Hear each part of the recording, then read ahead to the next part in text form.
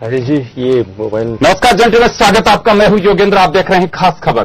खास खबर में हम बात करेंगे राजस्थान में प्रमुख दल सत्ता पक्ष भाजपा और प्रतिपक्ष कांग्रेस दोनों ही लगता है चुनावी मूड में हैं और दोनों तरफ से ही बैठकें हुई हैं। बैठकों में साफ कहा गया है कि बूथ स्तर तक के कार्यकर्ता को संभाला जाए। सत्ता पक्ष का साफ कहना है कि केंद्र और राज्य सरकार की योजनाओं को आमजन तक पहुंचाना होगा, उनके लिए क्या किया जा रहा है। साथ ही प्रतिपक्ष हमलावर स्थिति में है, उनका साफ कहना है कि सरकार हर मोर्चे पे विफल रही है, जनता और किसान परेशान है। इसी सिलसिले में बैठक बुलाई गई है। 9 तारीख को महिला कांग्रेस प्रदर्शन करेगी और एआईसीसी में सम्मेलन भी बुलाया गया है 11 जनवरी को। 7 तारीख को प्रदेश भर में प्रदर्शन किए जाएंगे और भाजपा का साफ कहना है कि प्रतिपक्ष महज एक रस्म अदायगी कर रहा है, कहने को कुछ भी नहीं है। जरा सुनिए किसके क्या दावे हैं। भारतीय जनता पार्टी के सभी नवनिर्वाचित प्रदेश पदाधिकारियों की, जिलाध्यक्षों की और मोर्चों के अध्यक्षों की आज बैठक रखी थी, पहली बैठक थी। आने वाले वर्ष में पार्टी क्या क्या कार्यक्रम करेगी, क्या क्या कार्यक्रम देगी, किस प्रकार से संगठन को राजस्थान प्रदेश में और अधिक मजबूत किया जा सकता है। इसके साथ साथ 2018 में विधानसभा के चुनाव और 2019 में लोकसभा के चुनाव, इस दृष्टि को देखते हुए भी पूरा विचार विमर्श हुआ, पूरा चिंतन मंथन हुआ। हमारे प्रदेश के सभी पदाधिकारियों ने भी अपनी अपनी राय दी, जिलाध्यक्षों से भी उनकी पूरी राय ली गई।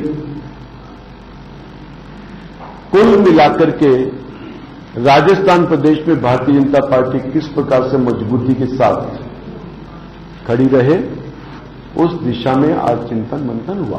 का विषय है कि राजस्थान में लगातार जिस प्रकार से पूरा देश जानता है कि राजस्थान की जनता को शर्मसार होना पड़ रहा है, महिलाओं का, बालिकाओं का बलात्कार हो रहा है, उत्पीड़न हो रहा है, और ऐसी घटनाएं जब सामने आती हैं तो बजाय उसके कि इस पर कदम उठाए जाएं, सरकार इसके लिए कुछ गंभीर चिंतन करे, कुछ प्रभावशाली कदम उठाए, इस प्रकार के बयान जब सरकार के मंत्रियों के आते हैं तो बड़ा दुख लोगों को होता है।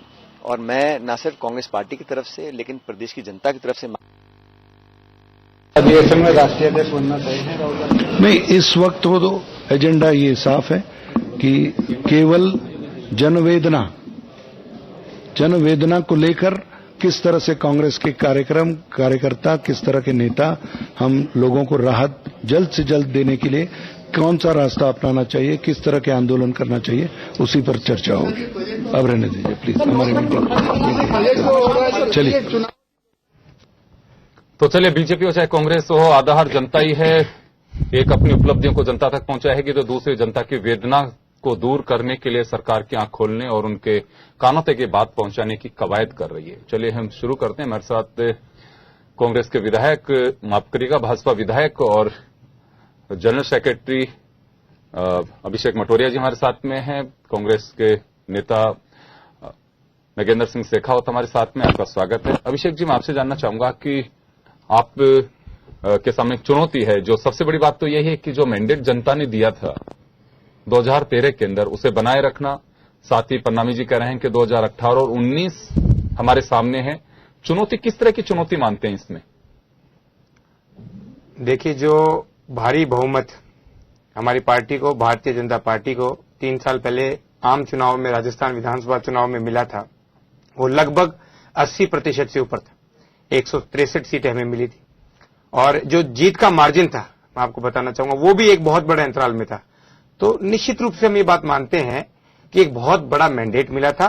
उस मैंडेट के पीछे, उस बड़े मैंडेट के पीछे, बड़े मार्जिन के पीछे, अधिक सीटों के पीछे बहुत बड़ी अपेक्षाएं थी, जो कहीं न कहीं कांग्रेस सरकार अपने 5 साल के कार्यकाल में पूरी नहीं कर पाई। अब रही बात उनको पूरा करने की, तो निश्चित रूप से मैं न केवल विधायक या भारतीय जनता पार्टी का प्रदेश महामंत्री होने के नाते कह रहा हूं, ये हमारी जिम्मेवारी भी बनती है कि हम उन अपेक्षाओं को पूरा करें जिस पे कांग्रेस सरकार खरा नहीं उतर पाई। उसकी शुरुआत हमने की और विगत 3 वर्षों में, वैसे तो बहुत लंबी चौड़ी योजना है, परंतु चूंकि आपने सवाल बड़ा सटीक पूछा है, इसलिए मैं उसका उसी प्रकार से उत्तर देना चाहूंगा। बड़ा संक्षिप्त उत्तर है कि इन 3 सालों में हमने जो 5 साल में कांग्रेस ने कार्यकाल में काम नहीं किया, उससे कितना अधिक काम हमने इन 3 सालों में किया है। और आज की जो हमारी बैठक थी, एक नया जोश हमने कार्यकर्ताओं में भरा है। आगामी 2 साल में एक रोड मैप हमने भारतीय जनता पार्टी की इन 3 साल की योजनाओं का और आगामी 2 साल की नई योजनाओं का बनाया है। आप देखना, जो मैंडेट की बात आप कर रहे हो, जो अपेक्षाओं पर खरा उतरने की बात कर रहे हो, पूर्ण रूप से हम अब तक इसलिए खरा उतर पाए क्योंकि विधानसभा, लोकसभा, निकाय चुनाव, पंचायत चुनाव, नगरपालिका सब में भारतीय जनता पार्टी की जीत हुई, आगे भी जीत होगी।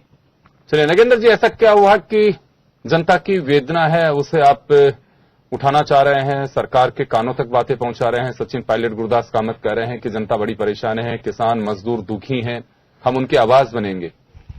नहीं, बिल्कुल शुरुआत से ही भारतीय जनता पार्टी की जब सरकार बनी, बहुत बड़ी अपेक्षा जो है प्रदेश की जनता को थी उनसे, और ये भी इसमें बिल्कुल कोई शक नहीं है कि बहुत बड़े वादे या हम कहें कि बहुत बड़े जुमले के आधार पर जो है जनता को बरगलाया गया, और जनता उनके उस जुमलों के प्रभाव में आकर जनता ने एक बहुत बड़ा मैंडेट जो है भारतीय जनता पार्टी को दिया। लेकिन पिछले 3 साल के अंदर प्रदेश के अंदर भारतीय जनता पार्टी का जो कार्यकाल रहा है, उससे जनता में एकदम निराशा है। और चाहे वो कानून व्यवस्था की बात को लेकर हो, चाहे युवाओं को रोजगार देने की बात हो, चाहे शिक्षा की क्षेत्र की बात हो, चाहे चिकित्सा की बात हो, हर क्षेत्र में जो है भारतीय जनता पार्टी की सरकार पूरे तरीके से विफल रही है। और जिस तरीके से 3 साल पूरे होने का ढोल पीटा जा रहा है, धरातल पर जो है कुछ काम जो है सरकार के द्वारा नहीं किया गया, और जनता जो है वैसे तो अपना मन बना चुकी है, लेकिन एक मजबूत विपक्ष के नाते जो है कांग्रेस जो है अपनी बात को लेकर जनता के बीच में जाना चाहती है, जनता को जागरूक करना चाहती है, और जनता को ये बताना चाहती है कि किस तरीके से जो है उन्होंने जनता को बरगलाकर अपना जो है जनाधार प्राप्त किया है। और उस जनाधार प्राप्त करने के बाद सरकार जो है बिल्कुल आंख बंद करके सो गई, और उसी का परिणाम है कि आज जो है लगातार स्थितियां जो है प्रदेश में खराब होती जा रही है। हाल ही में जो है कानून व्यवस्था को हम देख सकते हैं कि किस तरीके से एक महिला मुख्यमंत्री होने के बावजूद भी महिलाओं के ऊपर जिस तरीके से अत्याचार हो रहा है, वो एक निश्चित रूप से एक बहुत ही सोचनीय विषय है। किसानों की स्थिति खराब है, युवाओं को एक जो बहुत बड़ा सपना 15 लाख रोजगार का दिखाया गया था, वो धरातल पर कहीं साकार नहीं हुआ। लगातार जो है कटौती की जा रही है रोजगार के अंदर, और उसके बाद जो नोटबंदी वाला जो मामला है, उसके बाद तो मजदूर और जो है किसानों के साथ जो हो रहा है, वो जो है अपनी नौकरियों से हाथ धो रहे हैं। मजदूरों के पास काम करने के लिए जो है रोजगार नहीं है, तो एक बहुत ही विषम परिस्थिति जो है प्रदेश में हो गई है। और इन्हीं सभी बातों को लेकर जो है कांग्रेस पार्टी जो है जनता के बीच में जाएगी। अभिषेक जी, एक सवाल यह है कि लगातार प्रतिपक्ष ये कह रहा है कि काट की हांडी एक बार नहीं चढ़ती है, एक बार ही चढ़ती है, दोबारा नहीं चढ़ती है। सवाल यहां इससे जुड़ा हुआ यह है कि प्रतिपक्ष लगातार ये कह रहा है कि 13 और 14 में जो चुनाव है, आम चुनाव और विधानसभाओं के चुनाव, उसमें गुमराह करके बीजेपी ने सत्ता बेशक हासिल कर ली हो, लेकिन जनता के साथ एक बड़ा धोखा किया है। देखिए, यही आरोप उस समय कांग्रेस ने लगाया था जब सर्वप्रथम वसुंधरा जी की सरकार बनी थी, इनके 5 साल से पहले। तभी ये कहा गया था कि आरोप जो था वो ये था कि जनता को गुमराह करके और मिसगाइड करके सरकार बनाई गई। आज भी कांग्रेस के पास देखिए विपक्ष निश्चित रूप से सत्ता पक्ष पर कटाक्ष करेगा, आरोप लगाएगा। हम विपक्ष में थे, हम भी करते थे। एक मजबूत और सशक्त विपक्ष का काम करने का इनका दायित्व है, परंतु ये मुद्दे से भटक गए, और जो कोई आधार वाली बातें इनको कहनी चाहिए थी वो ना कह के आधारहीन बातों का केवल एक ही तर्क दिया जाता है कि जनता को गुमराह करके लक्ष्यदार भाषण करके सरकार आई है। मैं आपको बताना चाहूंगा संपादक महोदय, आज के युग में कोई लक्ष्यदार भाषण या गुमराह होने वाली बात नहीं है।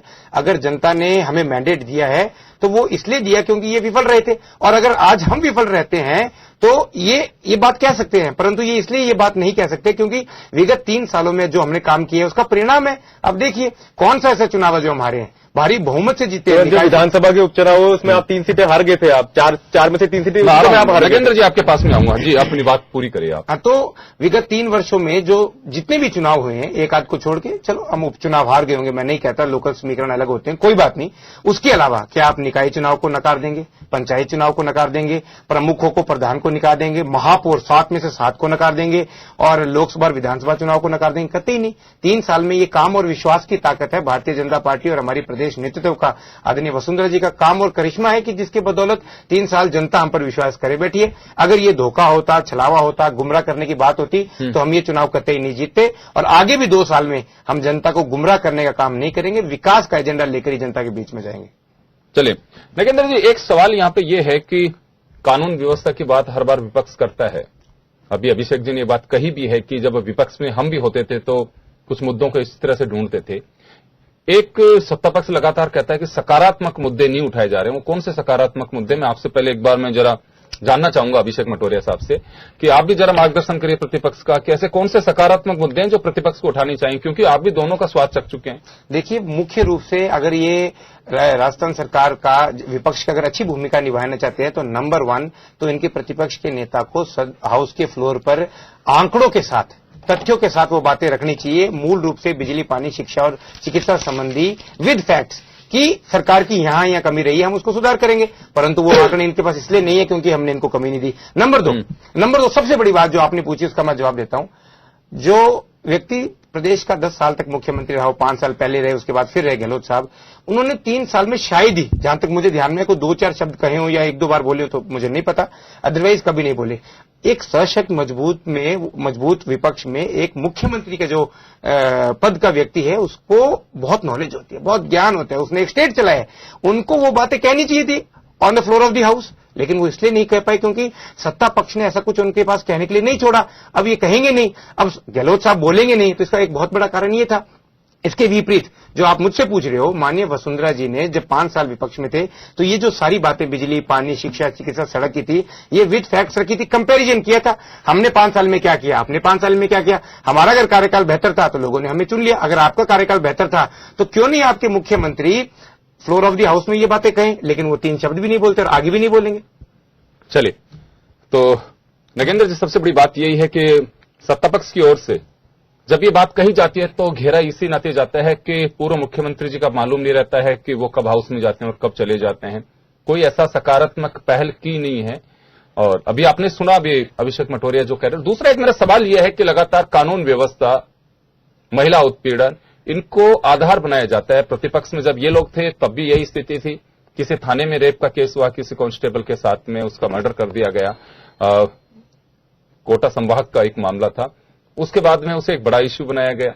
ऐसा कोई वक्त है कि जिसमें बिल्कुल राम राज्य को स्थापित कर देगा और बिल्कुल ये व्यवस्था नहीं हो सकती? ऐसी कहां कमी रहती है? आप लोग भी सरकार में रहे हैं कि ऐसा क्या होता है कि जब प्रतिपक्ष में आते हैं इन सब चीजों पे हम गौर करते हैं? देखिए, पहले तो इन्होंने जो है हमारे पूर्व मुख्यमंत्री अशोक गहलोत जी की बात रखी है। मैं कह रहा हूं कि ये भारतीय जनता पार्टी के लोग हैं जो कि मुद्दों से ध्यान भटकाने के लिए इस तरह की बातें करते हैं। गहलोत साहब लगातार जो है विधानसभा में उनकी उपस्थिति भी रही है और उन्होंने समय समय पर हर मुद्दे को उठाया भी है। और आज भी वो जो है सोशल मीडिया के माध्यम से लगातार जो है